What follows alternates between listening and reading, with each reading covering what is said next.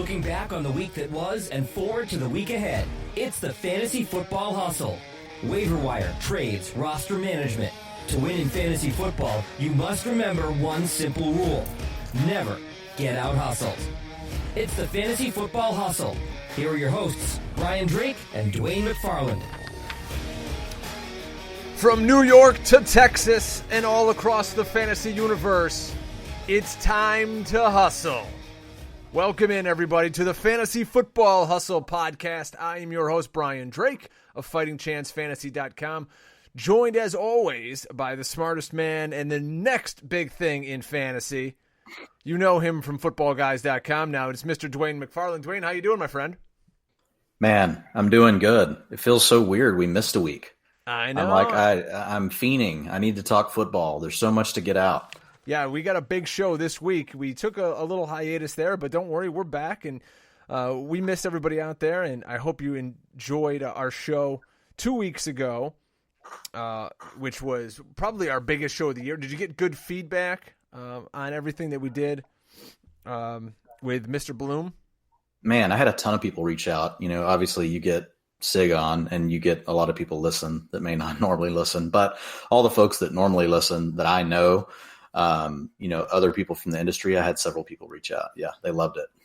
So we're going to come back at you with another big hitter in the fantasy industry.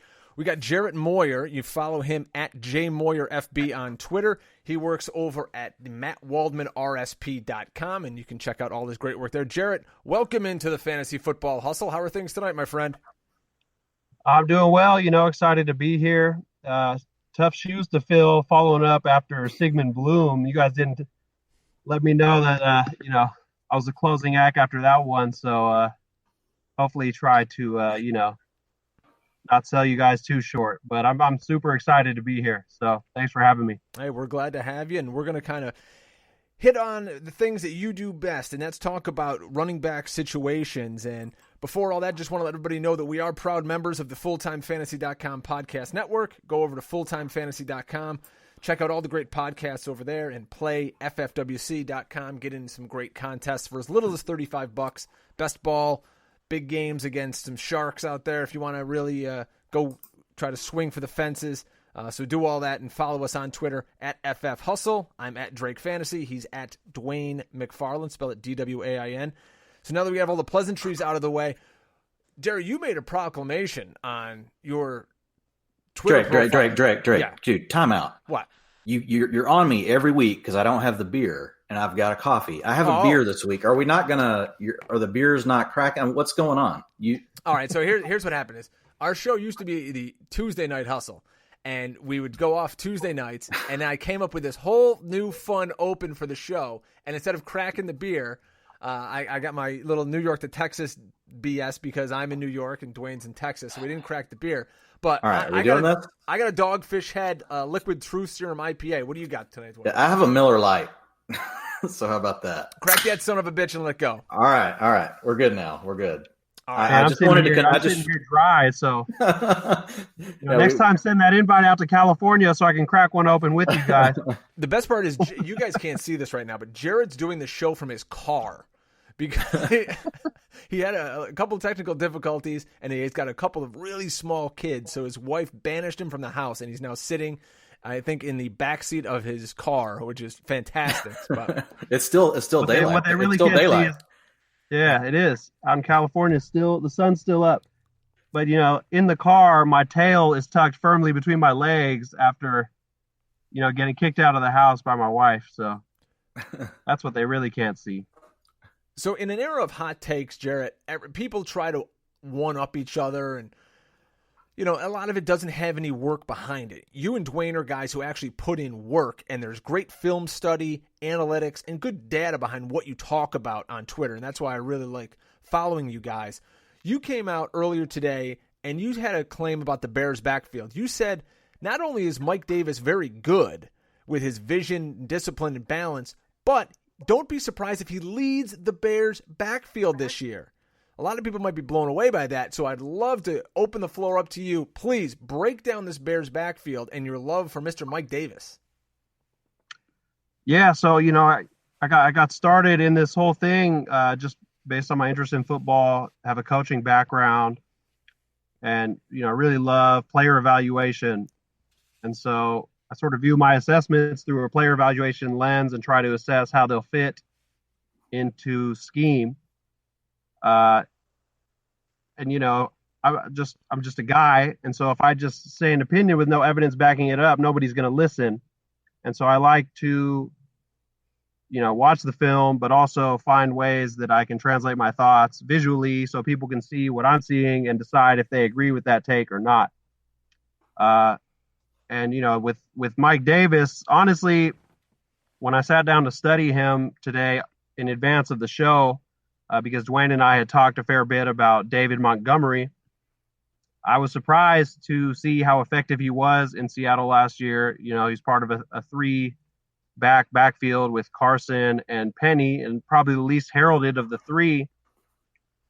But watching him in Seattle's scheme, which is a very diverse run scheme, he was really able to execute a wide variety of run schemes very well. Very disciplined with his vision, his footwork. Really excellent balance. The clip that I posted on Twitter, it's an inside duo, which is a down blocking gap scheme where you read the linebacker, and he makes two successive cuts where he's on balance with very disciplined footwork. It really makes a spectacular run well within, what a coach would say to do within the scheme. And you add that to, he has good size. He runs with good power. He actually has great acceleration. His top end speed is not amazing, but good burst. And, he's done really well receiving out of the backfield, catches the ball well, runs pretty good routes, has a pretty good feel for defenders in space. And honestly, it's a really good fit with what Matt Nagy does. He got rid of Jordan Howard because he was a little too one-dimensional. As you know, Nagy likes to really spread the field. He coached under Andy Reid. Andy Reid does a lot of the same things in Kansas City. They have a lot of playmakers who line up wide, use a lot of motion, create misdirection, tends to create pretty wide running lanes, and then also there's a lot of opportunity in the short passing game. So it's really a nice situation that pairs well with Mike Davis's skill set. But honestly, David Montgomery shares a lot of the same strengths that Mike Davis does, but I would say he's probably a little less disciplined with his vision, his footwork within the scheme at this point in his career. And obviously, he's coming in out of college as a rookie, so you would expect him to develop over time. But I think Davis is more advanced in that area as it stands now, and I wouldn't be surprised if he's the lead back for those early downs. Interesting. Dwain, where do you have Mike Davis in terms of dicing up the carries? And you're a big scheme guy, so how would you evaluate Mike Davis and what Nagy's going to do to deploy all three of these guys this year? I think a lot of it, depends on what, Jarrett was just talking about. If all three of them are playing really well in the preseason and they can, and especially, he talked about how Jordan Howard was a bit more limited. So whenever Matt Nagy wanted to use Jordan Howard, the problem wasn't that Jordan Howard wasn't a decent running back. It's just that whenever he was on the field, defenses knew what they wanted to do, right? They knew that they were going to run the ball. So I think that, to Jarrett's point, Davis and Montgomery both give, the team the flexibility to run or pass whenever they come out, which keeps defenses more off balance. So I think that's the main thing. I think my biggest takeaway so far is just to back up, what, Jarrett's talking about in the film is we've already heard from several of the beat reporters. And, it's like, you hear, Bloom and these other guys on these podcasts talk about, what's the consistent drum beat. What I'm thinking of is that we're just starting to pick up breadcrumbs that are pretty consistent now about this backfield. And I think what I'm starting to see is I believe it's going to probably be a three-way split. I don't think either one of those backs is just going to wrestle the thing completely away, but I wouldn't be surprised to see Mike Davis get the first shot because he's probably going to be better in pass pro because he knows what he's doing. He's done it longer. He's going to have better strength. He's been in the league longer. He's been training longer. He's prepared for the rigors of the league. He's gone through what it's like to have injury-marred seasons. So what it's done to me is it just made me honestly tap the brakes on David Montgomery. In my original projections for David Montgomery, whenever I did them in early May, I had him at like 50% of the team attempts. And I've got him, I'm looking right now, I've got him at 40%, and I've got Mike Davis at 30%, and I've got Tariq Cohen between 15 and 20%. And I think all three guys are going to get on the field. Tariq Cohen will obviously be used a lot in the passing game. I think he'll still get the most targets out of that group. But I think from a fantasy standpoint, it makes folks have to stop and really think, because today in a PPR league, David Montgomery's he's a 4th or a 5th round pick. Yeah. So he's a high-end fantasy asset. I've been honestly drafting Mike Davis. I think I've drafted him on 4 of my 5 teams now that I've done, Drake, because I can get him in the 11th or 12th round. And so the way I'm looking at it is kind of similar to Jarrett. I don't have the film chops. I'm glad that Jarrett, I'm so glad that you did that and put that out there today, because that was something that, I had watched Mike Davis going back. I went back and watched. Seattle was a great team to go back and watch. And that's what I've been doing this last month, is just going back and watching players, because there were all 3 guys I needed to see. I wanted to watch Carson, I wanted to watch Penny, and I wanted to watch Mike Davis. So I watched all 3 of them. And I don't have the chops, like I said, on creating those film breakdowns and being able to help people, so clearly see what it is you're seeing. You do a great job of, pausing it, splicing in, the artwork to say, here's what's happening, here's what the back should be seeing, and here's where he makes the right read or doesn't. It's awesome. But just based on all of that, appreciate the positive feedback. no problem, man. It's awesome. So I'll just close it out with, so for me, the way I'm approaching is I'm just taking the cheapest guy right now. And honestly, based on the film breakdown and stuff you just did, it makes me feel even better about just continuing to take Mike Davis. And I'm probably going to fade David Montgomery if he's going to cost a 4th round pick. If he were to slide like into the 6th round pick as a 6th round pick in a certain draft, that's where I would be more willing to consider a guy like David Montgomery. Yeah, go check out Jarrett's Twitter feed. That's what we're talking about with all these great video packages. And pinned at the top is one that I'm very big on, is JJ Arcega-Whiteside. So it's at JMoyerFB. Let's get him a bunch of new followers tonight from the Fantasy Football Hustle universe. You'll really enjoy the stuff that he's doing over there.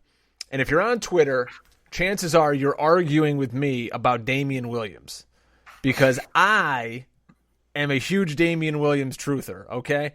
I believe in the system. I believe in the player a little bit. Basically, all right, let's cut the bullshit. I believe in the system, all right? If he is the running back, and it's either him or it's Carlos Hyde, and right now it's him. The GM came out over the winter, said it's him. So I'm going to take that and say this guy's the starting running back in Andy Reid's backfield. So I'm a big fan. I get everyone is scared off by the ADP, but you know what? A year ago, people were like, James Conner, I don't really want to take him in the 1st round if Bell's out, blah, blah, blah, blah. Oh, Christian McCaffrey, you can't take him in the top 5. You got to take him at the end of the 1st round. No, take guys where you want to take them, and sometimes it pays off. So I'm a big fan of Damian Williams. Jarrett, what are your thoughts on the Kansas City Chiefs running back? Can you take this guy at the end of the 2nd round? Because if his name was Kareem Hunt and not Damian Williams, he'd have an ADP of 5 right now. No, the real moneymaker here is the Chiefs' offense. Andy Reid, has a long history of having starting running backs who score a lot of fantasy points. Brian Westbrook, Jamal Charles are 2 of the all-time greats. And really, last year, regardless of who was in the backfield, they produced. We all know Damian Williams' stats that he put up last year after he became the starter. And, if you were to extrapolate that over a full season, I think he was on pace for 26 touchdowns or, somewhere in the high 20s. So we're talking, if that holds over a 16-game season, that's obviously going to be, high-end RB1. And if you can get that kind of value at the end of the 2nd round, that's a pick that can win you a championship. The problem with Damian Williams is that it's really the scheme. When you look at running backs, you want them to be backed by either contract, draft capital, or talent. And in Damian Williams' case, I don't think that he has any of those 3 things that make him irreplaceable. I'm not saying he's not talented, but I don't think his talent is something that is irreplaceable. I do think he is a better fit for the scheme than Carlos Hyde. My evaluation of Damian Williams as a runner, he's a guy that has very good size, speed measurables. He's obviously bounced around the league quite a bit. Has had disappointing seasons before coming on last year. But watching their offense, he's running through a lot of giant holes. And really, it's no surprise when you think about the weapons Kansas City has, the scheme that Andy Reid employs, again, stretching the field horizontally, much like I talked about with Nagy. And really, teams gearing up to stop Mahomes, Tyreek Hill, Travis Kelce, a passing offense that is destroying records every week. So if all that holds, if Tyreek Hill's not suspended for a long period of time and Damian Williams holds onto the job, we're talking RB1 upside. I just think that there's, a very significant chance that he either loses the job, gets injured, or there ends up being a situation where people are splitting carries.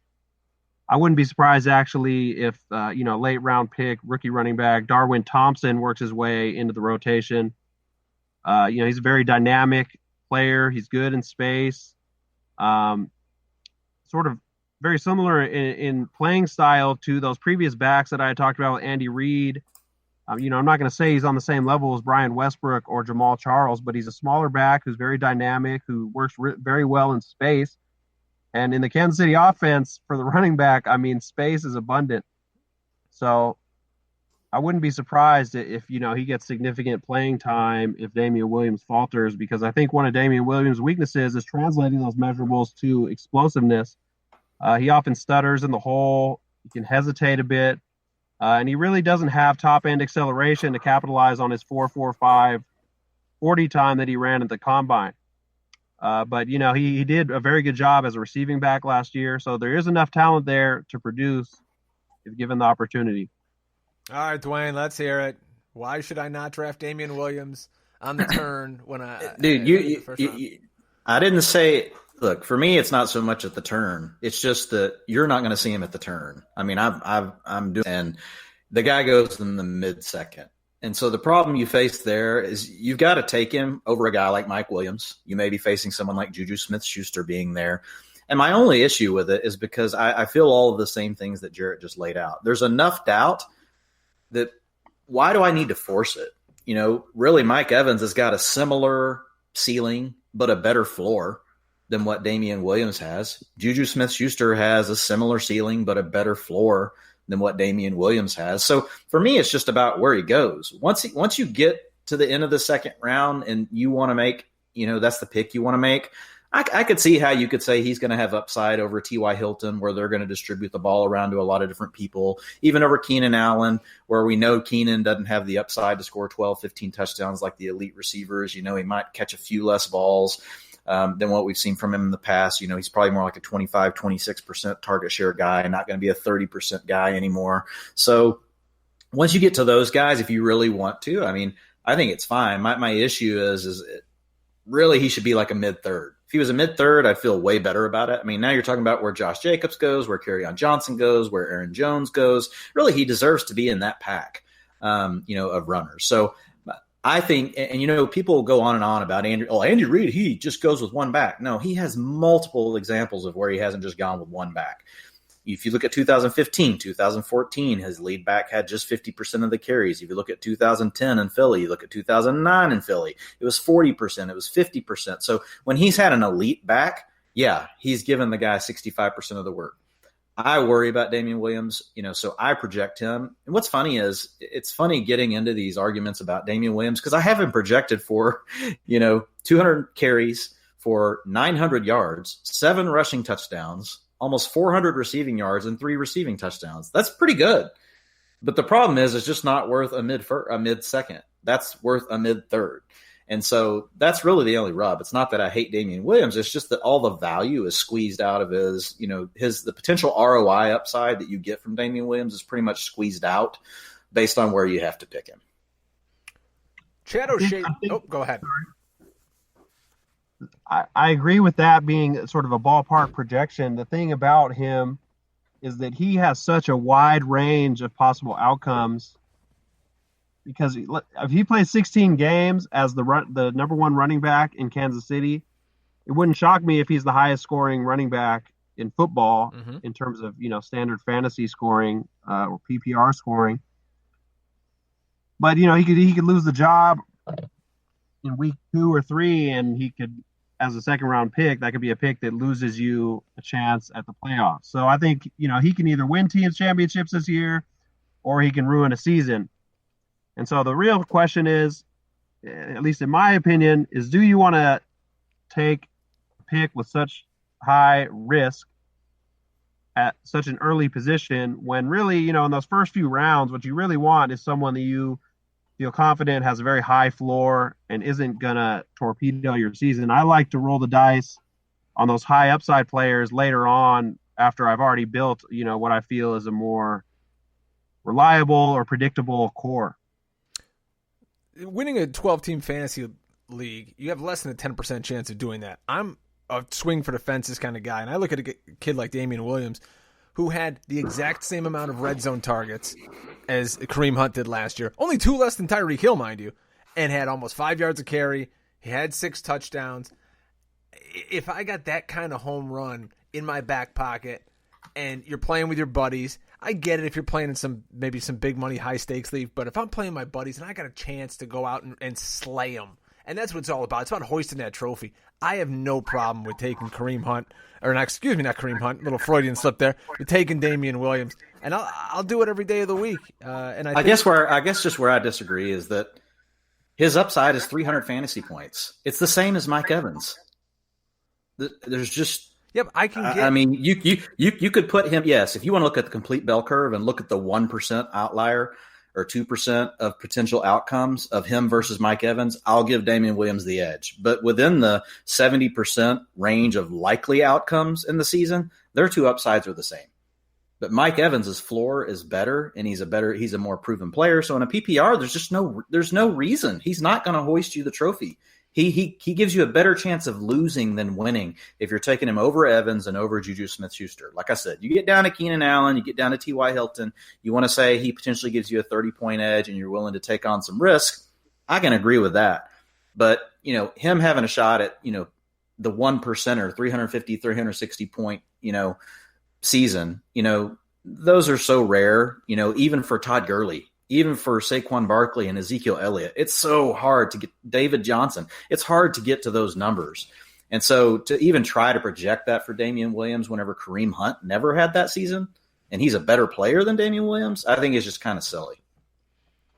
All right, let's move on to some more running back talk here. And you two are going to be working on an article, I believe, together, right, on the Saints and Patriots backfields. And they actually have guys with proven targets, and these are 2 guys who have gotten it done with Alvin Kamara and James White. Last year, Kamara 122 targets his way, James White with even more than that with 150. So talk to me, gentlemen. Jarrett, we'll start with you about these 2 guys in these backfields, and what are guys getting, because you can obviously get James White at a little better value, maybe the 4th round or so.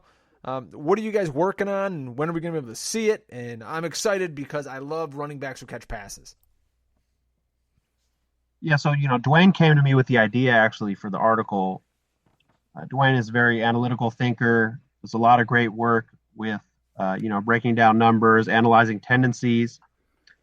And he had studied, frequency with which offenses pass to running backs and found that both the Patriots and the Saints over the past couple of years and, you know, farther back into the past have been very efficient offenses, which we all know. You know, we know that New Orleans and New England tend to be at the top of the pack year to year in terms of fantasy yard. Not fantasy, but offensive yardage and scoring production.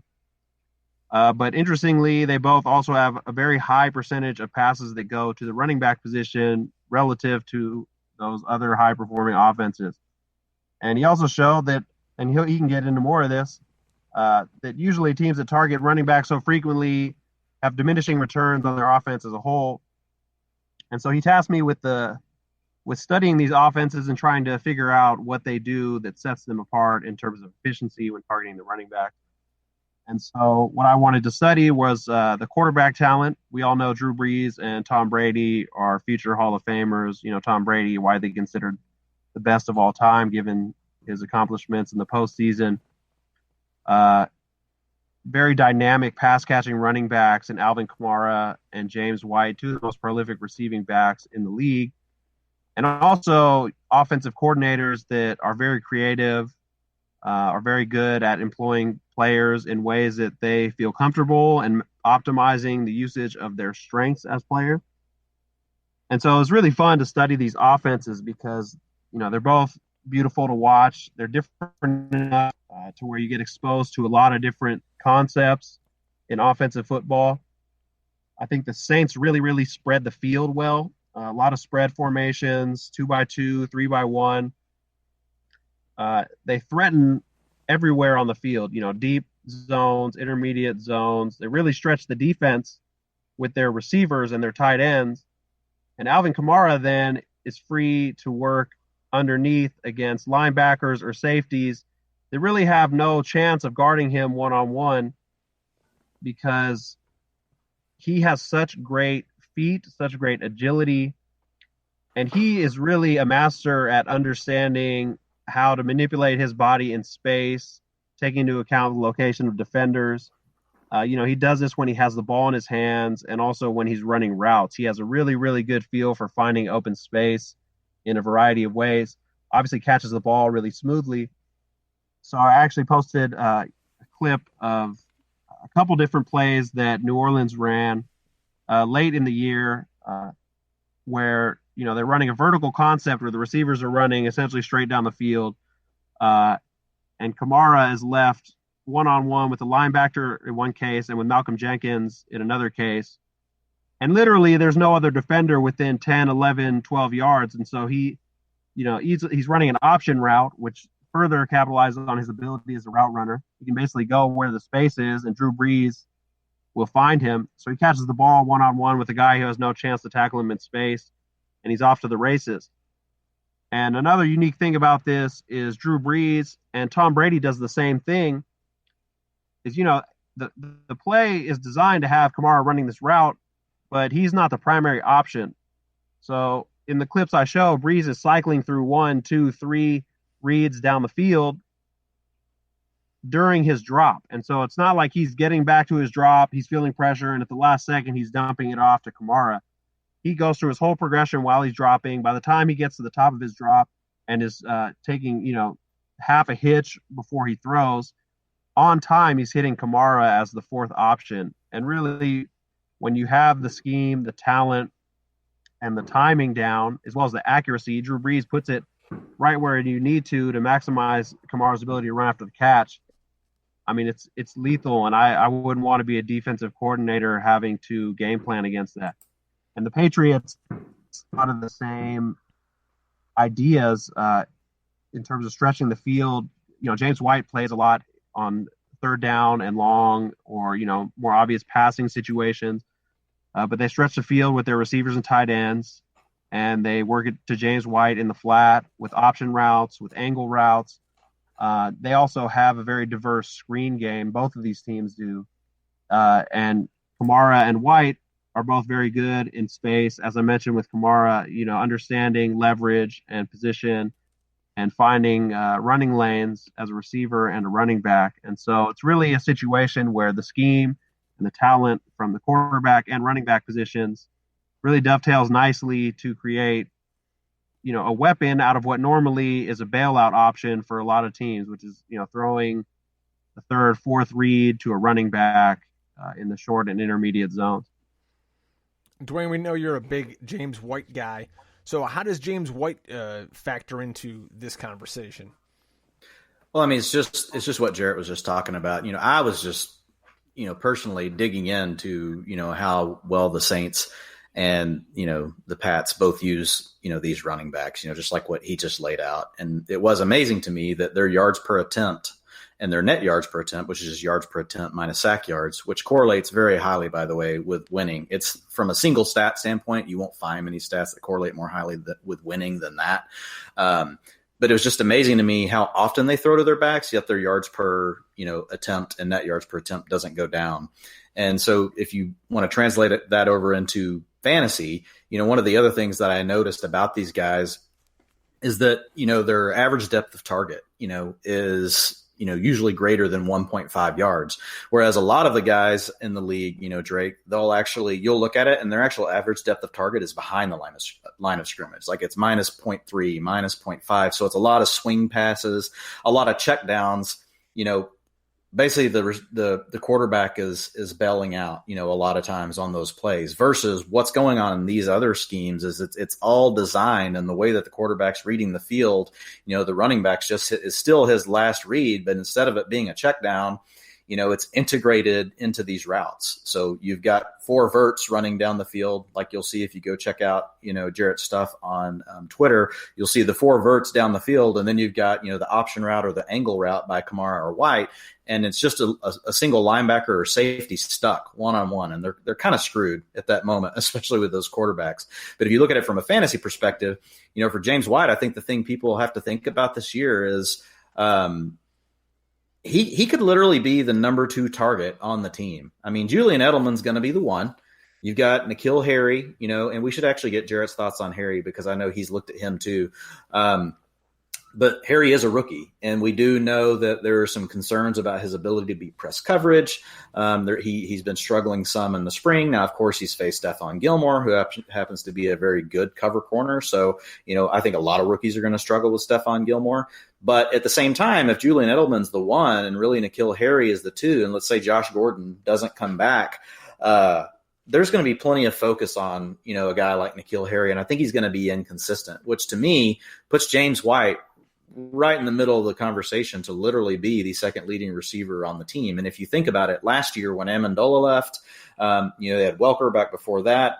Whenever those routes vacated, that's part of what opened up James White's game. It wasn't just the fact that, James White is seeing more playing time because Sony Michel was hurt early in the season, and then Rex Burkhead got hurt. Those things did help with his rushing attempts, but if you look at the way they used him in the passing game, pretty much his routes per drop back that Tom Brady had were still they were a little bit higher, but not a lot higher, meaning when Tom Brady's passing and it's a critical situation, James White's on the field.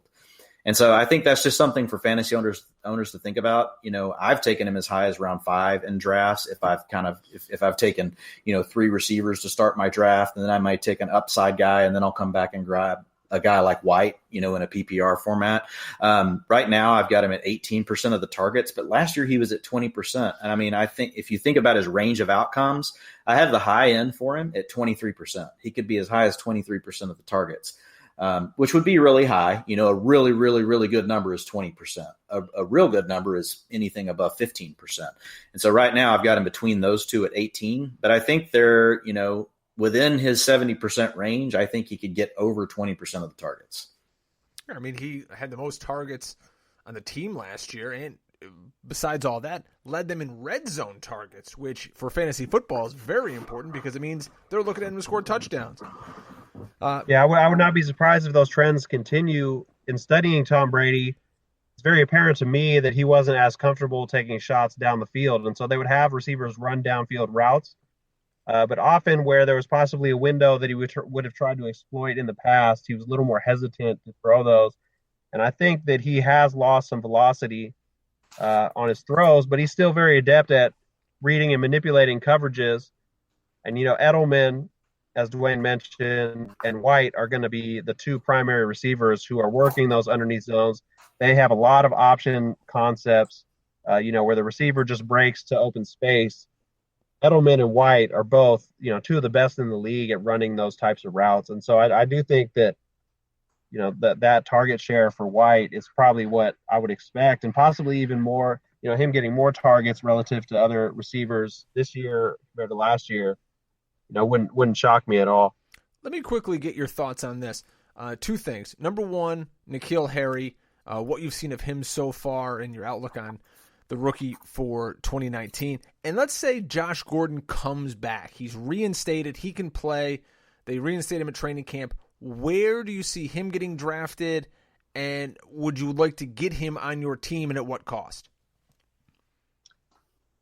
Me personally, Josh Gordon is my vice. That guy has every Dynasty League team I'm on, he's on my roster. I got him stashed. Man, I've been with you. I'm with you too. You have a support group here. No, he is one of my favorite, on the field, he's one of my favorite players of the past decade. It's really remarkable to me because everybody knows about his physical talent. He's big, he's fast, he's quick, he catches the ball extremely well. he is an extremely polished wide receiver, despite having played, very sparingly over the past 5, 6, 7 years, however long this suspension saga has been going on. Yeah, it came out in 2003 was his rookie year. I think 2003. Probably not 2002, 2003, or No. 2013, 2012, 2013. Yeah, I was going to say, is he 50, Drake? Is he? 2013. Yes, I was thinking because I drafted him that year and won the championship. I'm staring at the trophy directly across from my laptop here. Yeah, 2013 was when he was all pro, led the league in receiving yards despite being suspended for 2 games. He was putting on a clinic. And it's really fun to watch when someone integrates such tremendous physical talent with nuanced play, polished technique. Receivers is in the NFL is a position that requires a ton of polish, nuance. You're facing different coverages, you're facing different players, and you really have to have a feel for how to exploit all the various scenarios that are very unpredictable on a play-to-play basis.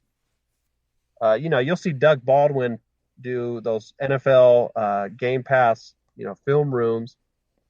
I highly recommend you watch anything with Doug Baldwin where he's talking about his mental approach to the game, because it's really, when he starts talking, it's like Rain Man, talking about all the different scenarios, his recall in terms of how the defensive back has played him every single down. I heard him talking about a battle he had with Patrick Peterson, and he's like, Peterson knows I did this on the last play, but he knows that I did this. And so it's, you're going 7 steps deep in terms of trying to anticipate each other. And it's really, like really fun.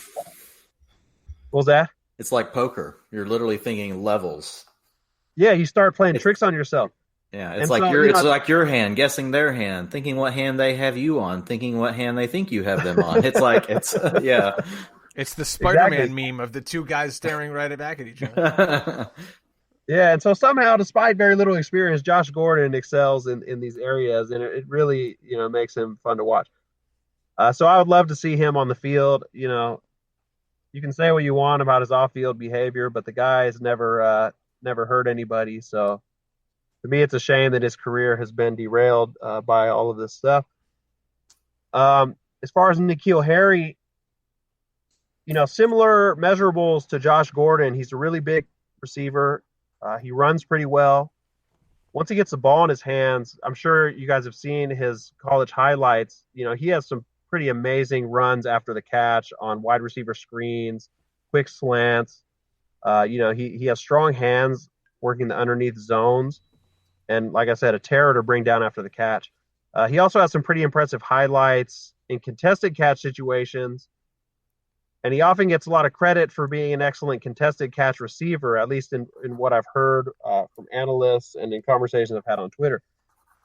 I think a lot of that comes, honestly, from watching highlights, because when I watch him play on a down-by-down basis, there were a lot of games against Pac-12 competition where he really had a difficult time getting off press. The Oregon and Arizona games come to mind, where he was getting locked down on a play-by-play basis with zero separation. And the quarterback was still targeting him on fades quite often. And it seemed to me that when he wasn't able to separate, he often, I wouldn't say gave up, because that implies it was sort of a conscious decision and has a negative connotation. But it was like he didn't have a plan to consistently earn the ball and attack the ball when he didn't have separation versus press. And he didn't separate often enough, and he didn't succeed in his route often enough that it was a problem that was repeating itself. And so in the NFL, where the corners are much more skilled in press and teams run press coverage much more often than teams do in college, I think that there will be a significant learning curve for Harry in terms of being able to effectively get off of press coverage. And, in practice, he's working against one of the best, probably the best press corner in Gilmore, as Dwain pointed out. So, that should help his development curve, but I wouldn't anticipate him being much more than a receiver who, is getting quick passes, wide receiver screens, slot routes where he can get a free release, a lot of motion to get him a free release, manufactured touches, in the short passing game and let him run after the catch. And, Belichick and McDaniels are experts at this, really utilizing players to their strengths. And he has some pretty profound strengths. So I would think that their usage of him would focus on those areas that I just covered, but I don't think that translates to, top tier fantasy production, at least in year one. Let's switch over now to the Miami Dolphins, where offensive coordinator Chad O'Shea, speaking of James White, is going to try to fill that same kind of role with Kenyan Drake, my brother from another mother. And you're not as big a fan as some out there with Kalen Ballage. So give us a little breakdown of what you see in Miami with Kenyan Drake, and who may be the best receiver on this team, looking at their whole receiving core. He did lead them in red zone targets this year, and he was their second most targeted player last year. So what do you see in Miami with Drake and Ballage and this mess of a team in South Beach? Oh, man. The Miami backfield is actually something I've studied in depth over the past several days, a couple weeks. I'm working on a piece for Matt Waldman's RSP that should be done and published within the coming days. Really looking at this backfield. It's interesting because Miami had, a pretty poor offensive line last year. They lost Josh Sitton early in the year, never really were able to recover both in the run blocking and pass blocking. It's a battle between Josh Rosen and Ryan Fitzpatrick at quarterback. You mentioned their wide receiver talent is not anything to get super excited about. I think Albert Wilson is probably the most talented receiver on the team, but he's coming back from a serious hip injury. Devontae Parker, everybody's offseason tease, is apparently having another strong, mini camp season, but hard to project him turning it around and flourishing this year. And, really last year, Adam Gase focused a lot of the offense on Frank Gore. And so obviously Gore's gone now. And so there's a big question mark in terms of who's going to be the focus of the offense this year. And I think it was frustrating to a lot of people that Kenyan Drake wasn't that guy last year after his 2017 season where he led the NFL in rushing over the last 5 weeks of the year. And so a lot of people are interested in this backfield. And I think Ken Drake is a guy who's disappointed a lot of people. And once you get burned once or twice or three times, it's hard to get back on board. But to me, it's clear in my film study that Drake is the most talented back in that backfield. I think Ballage is exciting because he's very big and he ran fast at the combine. And so on one hand, you have a guy that's disappointed. On the other, you have, a combine freak who a lot of people have compared to David Johnson because he has good receiving skill, at least in terms of catching the ball, and he's big and fast. But Ballage has a lot of flaws for me in his game, and probably the two areas that I value the most for running back are contact balance and then, visual processing, scheme awareness, scheme discipline, footwork, sort of your ability to read and process holes and attack them effectively. And those are glaring weaknesses in Ballage's game. He has a lot of struggles dealing with tacklers. He'll often stop his feet and sort of jump backwards. End up getting tackled and landing on his back. I posted a video showing a lot of these plays earlier. I wouldn't say his vision is bad, but it's not exceptional. And so when you pair sort of average vision with, poor ability in collisions, and then his footwork behind the line leaves a lot to be desired. He takes very large sort of bounding steps, which gets him off balance and takes away a lot of the time where you could potentially cut to a different hole in a zone running scheme.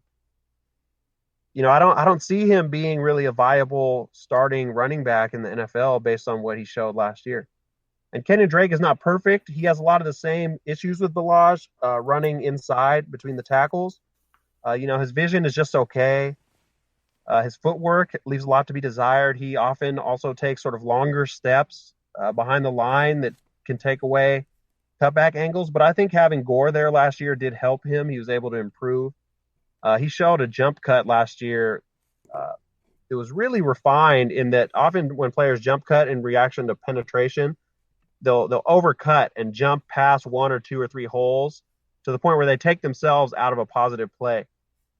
He showed off on several different occasions a jump cut where he would elude the penetrating defender, but not take himself out of the next hole over. And he had several big runs doing that. And I'm in the process of making a video to illustrate what I'm talking about with that should be up in a couple of days. But he's really dynamic in the open field. He's a very good receiving back. So, paired with Chad O'Shea, if he runs a system similar to what they had in New England with a lot of, gap running schemes where you say, okay, you run between the tackle and the guard here. It minimizes the reliance on vision, sort of plays to Drake's strengths. And then we just talked about how New England utilized James White in the passing game. I think that Drake would be the best option for usage in that manner as well. So, in a poor offense, he could potentially have a lot of opportunity, and I think he's a good player if you use him to his strengths. Dwayne, with an ADP in late 4th, early 5th for Kenyan Drake, what kind of projections do you have for him in this new Chad O'Shea offense? I think Jarrett hit a lot of it, like on the previous topics, he hit it, right on the head. So I think the pluses for him, right? The big plus is volume, that he's gonna see the most carries because he's the most talented back on the team. He's also probably going to be super, super involved in the passing game. And in this scheme, that's a good thing. So right now I've got Kenyan Drake it's funny, Drake, Drake, because Drake and Drake, we're talking about Drake. You've heard me talk about before with Kenyan Drake that I basically called him like the poor man's either David Johnson or Damian Williams. And so I've got him, if you think about what we just talked about with Damian Williams, I have Kenyan Drake at 200 attempts. Now, I don't have his touchdowns near as high because he's not in the Kansas City, offense. I don't have his yards per carry as high, but I've got him at 200 attempts. And I think, that's my median projection for him. I could see him up towards 250. Right now, I've got, Kalen Ballenge sitting at 140. 35% of the carries, but that may be, listening to Jarrett and then watching the stuff that he's posted on YouTube. I just haven't adjusted these since then. The last time I touched these were June 1st is my last update. So it's probably something where I'm going to bump Drake up to around the 55, 60%, of the team attempts. And he is rising, because I've been drafting for over a month now. And you used to be able to get him in the late 5th. And now, like you just said, he is anywhere from the mid 4th. I saw him the last draft I did, he went in the early 4th. So, but typically he's a mid 4th all the way down to the end of the 4th and into the early 5th. But he's just starting to pick up a lot of steam. But 200 carries is what I've got him projected for. But then I have him for 15% of the targets. So that's 63 receptions, 500 yards receiving, 800 yards rushing, and a total of 8 touchdowns. The problem is it's a really bad team. Yeah. So his touchdowns are probably going to be capped at like around, between 6 and 8. Like for him to get to 10, 11, or 12 would be like a miracle because Vegas has him at 5 wins. I've talked to you before about, how tough it is to score touchdowns when you're on a team that's behind all the time because you're going to be, passing the ball more in the second half. You don't want to keep the clock running whenever you're down in the red zone. So a lot of times teams actually overly, probably too much abandon the run down there. For, some of the trade-offs they think they're getting that are positive advantages, but I'm not so sure, that they, how much of an advantage is giving them, but that's the way the league works. So it's going to be tough for him from a touchdown standpoint, but I think the volume is going to be there. I think anywhere from 200 to 235 carries is pretty safe. That team's going to suck. So if yeah. But if you're in a full point, who are these guys? You like remind me of Major League. Yeah. If you're in a full PPR league, though, he's a guy is your RB2 or RB3 flex, whatever you want to call it. It could be pretty valuable because in any given week he might snag up 4 or 5 balls because they're going to be playing from behind so much. So yeah, he's going to catch balls too. I mean, the way I think about Kenyan Drake, he's not going to give you a ton of upside because he's on a bad team. And he's got a bad offensive line. The offensive line has some major issues, and then they lost Juwan James this offseason. So, I mean, they've got a lot of problems. But I think what he will give you, to your point, Drake, is I think he gives you a nice floor every week. It's not going to be a ton of upside. You're going to have he'll have several weeks where he's not going to score any touchdowns. He's probably not going to have more than maybe 1 week all season where he's going to score more than one. Because they're just going to be, unless it's just, unless it's a garbage week, where the other defense just gives up because they're ahead by so much. But I do think that he's fine as an RB2, or if you go, wide receiver heavy, I think he's a nice guy to have in the mix. He's the ultimate poor man's Christian McCaffrey. Like, he's never going to score, but he's going to run enough. He's going to catch a couple passes and not date hot chicks that Danny Amendola used to. But that's a story for another day. Let's, before we get out of here, talk to you. And Jarrett Moyer is our guest. Follow him at JMoyerFB. Talk to me about some sleeper running backs. I don't know if there's any sleepers in fantasy football anymore. Everybody seems to know everything because they talk to smart guys like you and Dwain. But hit me with a few guys who maybe the rest of us aren't talking about, or, you know, they're not as high on our ADP list. Who's some sleeper running backs out there I can put on my board and tuck away for a late round in my draft? Is this directed to me, or is this directed to Dwain? To you. Well, I mentioned one of them in Darwin Thompson, over in Kansas City. We've already talked about the merits of their offense. And, he fits in a lot of ways with what Andy Reid has had great success with in the past. And so I think given those, if he gets a shot, I think he has enough talent to capitalize in that offense. And he would have very similar upside to what we were talking about with Damian Williams, who, I do think has very alluring upside. Guys that I like probably a little more than their ADP. I don't know if I would call him a sleeper, but I think David Johnson is a very exciting back this year. It's been a while since he was David Johnson, with the wrist injury, and then last year with Mike McCoy sort of running him into a wall up the middle over and over again and not lining him up anywhere but in the backfield. Cliff Kingsbury is the source of fascination for a lot of analysts out there. And I think things that I've seen from Kingsbury and studying him, I studied his offense quite a bit when he had Mahomes in 2016. He uses a lot of empty formations, so no one in the backfield. He uses personnel creatively to create mismatches on defense, uses up-tempo, runs a lot of plays, passes the ball a lot. It's air raid system, and sort of the foundational principle is spreading the field and finding ways to get the ball to your playmakers in space. So a lot of short passing game, a lot of spread underneath passes. And really, David Johnson is probably the best receiver for those types of routes on their team because he is so dangerous in the open field. He has an excellent jump cut. He has great balance. He's big, difficult to tackle, but also has outstanding acceleration and long speed.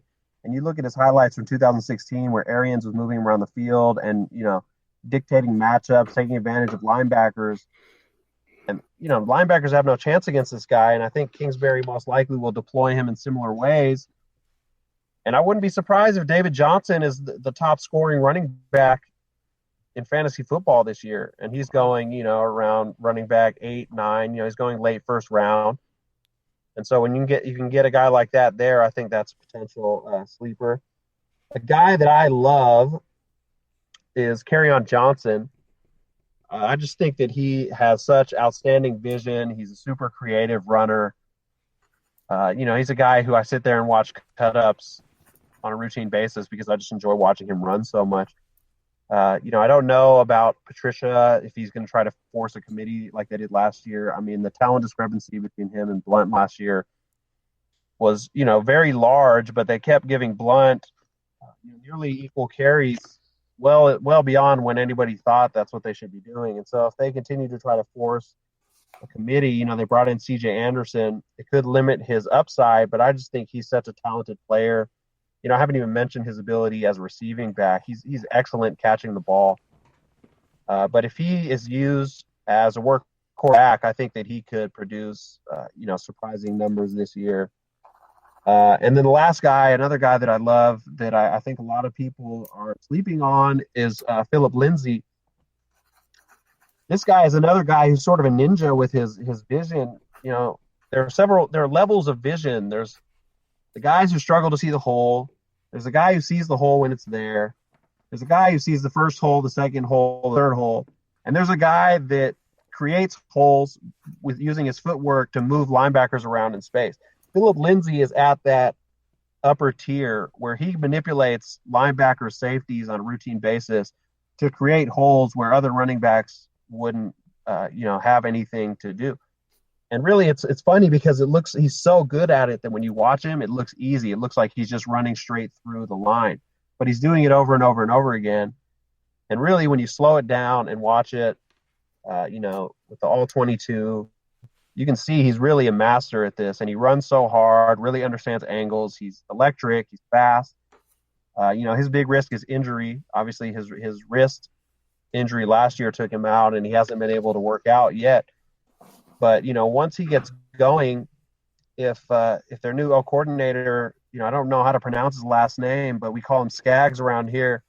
Work came up under Shanahan. Kyle Shanahan obviously has a very effective wide zone scheme, and it really fits Lindsey well because he is so explosive. He has such great vision. I think Royce Freeman is getting a lot of buzz, and Freeman's a really good back also. I just think that he's just not quite as explosive as Lindsey, and I think Lindsey's underrated in terms of his talent. So those are my guys that I really like, not just for this year, but going into the future. I wrote those down. I got them on a little list right here, and I tuck them away. When we have smart people on, I listen. I'm using Dwain's cheat sheet this year in all my home leagues. So when I bring people onto this show, I trust their knowledge. And Jarrett, we definitely trust yours, and you can follow him at JMoyerFB.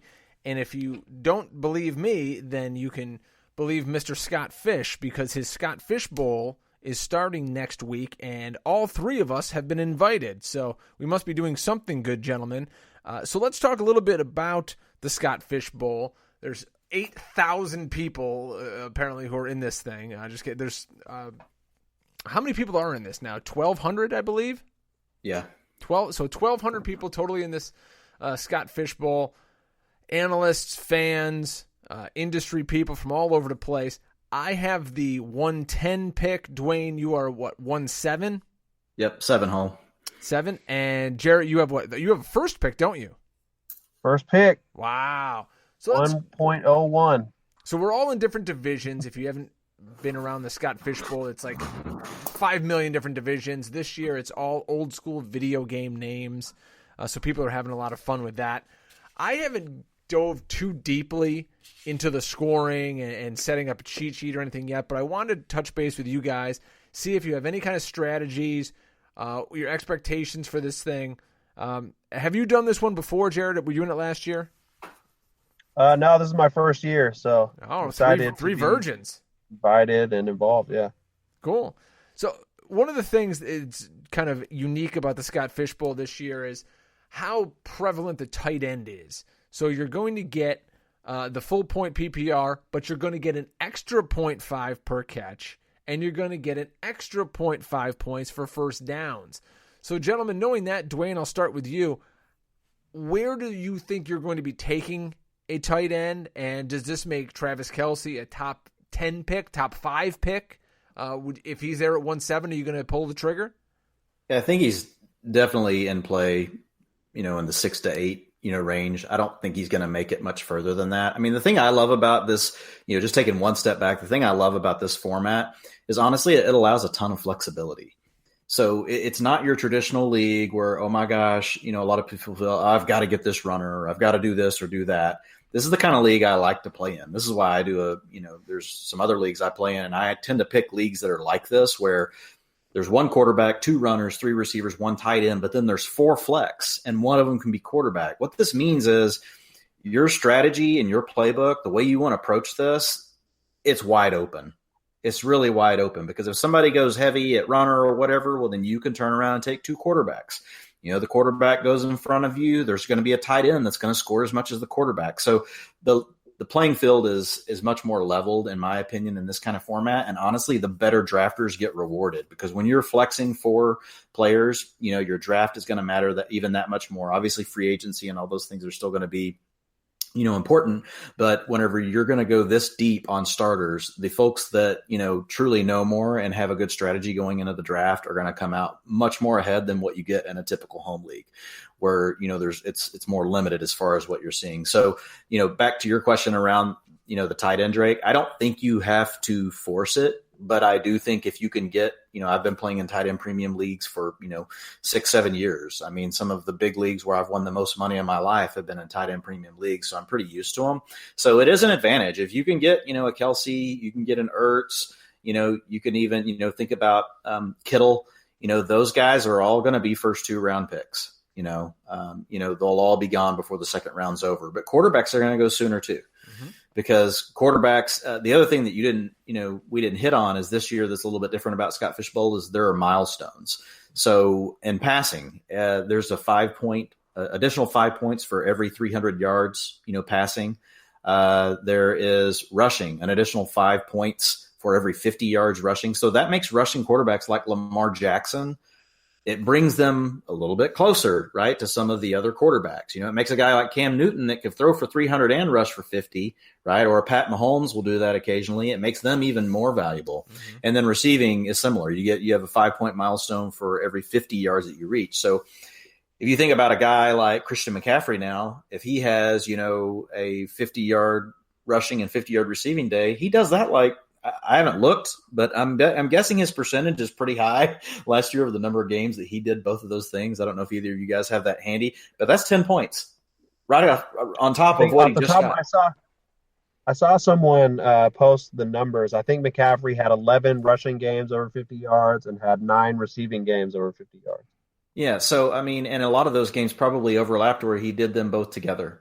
So, honestly, those kind of bonuses make things a little more tricky, a little less predictable as far as who's, going to win. The other thing is you get points for first downs. And I've never played in a league, honestly, where you get points for first downs. So I haven't even studied how predictable that is. Does it just pretty much go along with volume or does it not? My guess is there's some specialists, right? Just like there's short down yardage work guys that get, goal line touchdowns. There's probably certain runners that, like a Frank Gore that you were just talking about a minute ago, Jarrett, that kept getting the ball last year in Miami that may be on the field more because he's less likely to lose yards whenever you're trying to get a first down. But I haven't studied that. But overall, I'm very familiar with the tight end premium. I'm very familiar with the rest of this, the quarterback flex. And I'm excited. So what I like about it, Drake, is I'll just kind of pitch it back to you and to Jarrett and see what you guys think. But I think your strategy is wide open. You don't have to force anything. If you start forcing, honestly, I'm not going to force anything at all. But whenever I draft these kind of drafts, I'm taking the best players for the first 4, 5, 6 rounds before I even start considering, I might get pinched off here if I don't do something. There's just so many options and different ways you can go. I just think you're better off to focus on really just stacking quality players. Now, Jarrett, with you having the first overall pick in a redraft, that's always, it's Barkley, maybe Zeke. You can get cute with McCaffrey. In this, it changes things a little bit. We've seen mocks where Kelsey went 1 overall. People have taken a quarterback. Have you given any thought to who you're going to take at first overall in your Scott Fishbowl? My draft board changes every day. I feel like I have an NFL war room over here, and we're debating. Voices in my head are debating the merits of each potential player. And like Dwain alluded to, really any position is on the table. I was having a talk with some of the participants in my division today. Well, not a talk, but a group chat. And everybody's talking about various strategies. I think the key, as Dwain pointed out, is really being flexible in your strategy because there is so much maneuverability with all those flex positions that really the people who do well are going to be the people that adapt and aren't really stuck to one strategy because what other people are going to do is so unpredictable for all the reasons enumerated, the scoring system, the flex positions. I haven't decided who I'm going to take, but I did, set up a system where I was able to calculate all the fantasy points based on the scoring system this year for last year. And I will say that based on the scoring system, if they were to have had it last year, Christian McCaffrey was by far the top scoring player in the league. That would be my pick. If I was picking first, he's who I would be taking. That's what we're talking a 10% margin over the number 2 player. So, when he's outscoring the next best player by 10%, that's pretty significant. He gets a ton of rushing yards, a ton of receiving yards, a ton of volume from both. They don't really have any meaningful competition with him at that position this year. Last year he handily beat out C.J. Anderson, who went on to show that he still had talent. What he did with the Rams at the end of the year. Same offensive coordinator, same quarterback, same skill position players. You don't really see many variables for what could change in their offense from last year. If anything, their offense, you would anticipate it's more dynamic with DJ Moore developing, Curtis Samuel developing. They have a lot of exciting weapons, and McCaffrey really should benefit from that because he's the focal point of their offense, but defenses won't be able to just key on him. So I expect the volume to be there. I expect the production to be there, especially in terms of yardage. With those 5-point bonuses, really this league is, very, very heavily slanted towards yardage being what you're really going for. The touchdowns matter, but it's marginal compared to how much the yardage means when you're getting, Yeah, McCaffrey had 7 50 games. yards, you're getting 10 points. McCaffrey had 7 games where he did both of those things. And in week 11, he had 125 yards rushing. So think that's 10 points extra just for that, because it's every 50. It's not just for the 50. If you have 100 yards, you get 10. 100 rushing yards is 20 points. And then he had 100 receiving yards. So that's another 20. Yeah. Wow. So, that's a 40. He's scored a touchdown receiving and rushing. And think, I don't know how many first downs he had because I don't just see it sitting right here. But, the guy probably scored 55, 60 points that game. Wow. Yeah, so I've been leaning McCaffrey. The other thing about running backs is you have a handful of guys who are those real bell cows who score a ton of points. But then after those guys, there's not much volume. A lot of teams have committees. A lot of running backs share the load. And so the position drops off pretty quickly if you don't get one of those top guys. Whereas, say you take Patrick Mahomes, who is someone else I've thought about because he's my quarterback one, and I just really admire, his skill set as a player. There are a lot of quarterbacks who you could argue could be quarterback one that you can get later in the draft. And so, the margin that you're getting there, taking him at that pick, is much less than if you get one of those bell cow running backs. Receiver, same thing. It's a more gradual decline as you get deeper and deeper. Tight end is interesting because you have those guys at the top, the Kelseys and the Kittles, but then it's pretty thin after those top 3 or 4 guys. So it's probably something to consider more than even one of the quarterbacks or receivers there. But I think a running back like McCaffrey or Saquon Barkley, or even a guy, I already talked about David Johnson, those guys who are dual threats and could be getting 50 rushing yards, 50 receiving yards on a relatively routine basis are who you really want to target early in the draft. I know looking at my spot at the 110, I was really kind of debating, do I want to, if this guy's here, do I take the tight end? Do I go quarterback if they're there? And then I started really digging deeper into the quarterbacks, and it's so deep. And I'm like, you know what?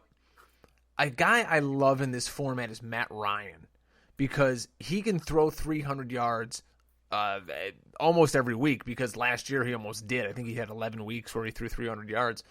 And so that's I think I can get value at the quarterback on my second time around and really hit it hard early with a quality running back and receiver.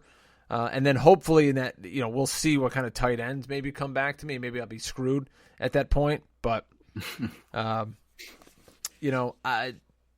one of the things I thought of is maybe waiting on the quarterback wouldn't be the worst thing in the world. And, we'll see about tight end, but the other positions are going to last longer than people think because of the 2 quarterback. They're pushing it down the board. Typically in 2 quarterback leagues. Now it's like what Jarrett said. You got to be ready for anything, and any draft can go a different way. I've been at high stake drafts in Vegas, sitting there drafting at one table, and then you're doing a live draft, and you look over at the table next to you. The draft going on right next to you, and the whole thing's like flip flop, like the way it's going, but. For the most part, in these kind of drafts, what you're going to see is the quarterbacks are going to be pushed up. So you're going to find a lot more value at receiver, even, it's some of those runners, that are going to fall that, that we've even talked about here today, they're going to be pushed down, a round or two, because a lot of folks, their strategy is going to be to try to get 2 quarterbacks in the first 6 rounds, which isn't necessarily wrong.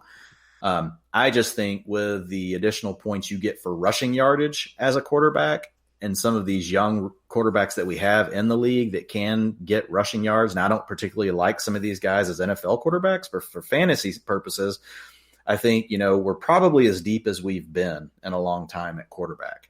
Even though we've lost Peyton Manning and we've lost, some really good players here, over the last few years, I do think that with a lot of the young legs that are, in the league in their first, second, third year, there's some value at quarterback that you can get a little later. Well, folks, that was a good, solid 70 minutes of fantasy football talk. Jarrett Moyer was our guest. You can find him at jmoyerfb. Jarrett, thanks so much for joining us. Anything else you want to add? Tell people where they can find you. No, I mean, other than my Twitter handle, you can find my work over at Matt Waldman's site. That's mattwaldmanrsp.com. Dwain actually does some work over there as well, has provided a lot of really insightful pieces to the site. And, Matt Waldman is obviously a legend in the fantasy industry. And, he really does the best work of anybody over there. So just going there to check out his site, his work is obviously worth it. I want to say thanks to you guys for having me on the podcast. Anytime I can talk football for an hour plus, it's a good time for me. So your wife's gonna hate you after this. Oh, she's even if it's in a car. I'm gonna have to duck. I'm gonna have to duck when I walk in the door. There's gonna be some flying objects. So cool. Well, thanks, brother. We appreciate it. Dwain, anything finally before we get out of here? No, man. Just go check Jarrett's work out. He has far too few followers on Twitter. Really, great content. He really, and what's amazing, the guy does it all. He does. I asked him the other day. I was like, man, what are you using to do these cut ups? He goes, I do it all from my iPhone. I'm like, man, wow. That is amazing what he does from his iPhone, because they're really, really good. So if you're not following him, you got to go follow him right now. Check out his work. So happy to have him on. Been looking forward to this. There you go, folks. And that is the Fantasy Football Hustle for this week. Go over to fightingchancefantasy.com. Read all the great stuff that Ryan Hallam and the boys have there. Check out Dwain McFarland at Dwain McFarland on Twitter and at footballguys.com. You can read, whenever I get around to it, my work over at Fighting Chance Fantasy as well. Until next time, folks, stay hustling. We'll see you. This has been the Fantasy Football Hustle. We're back next week with all you need for waiver wire, trades, roster management, and more. Until then, never get out hustled.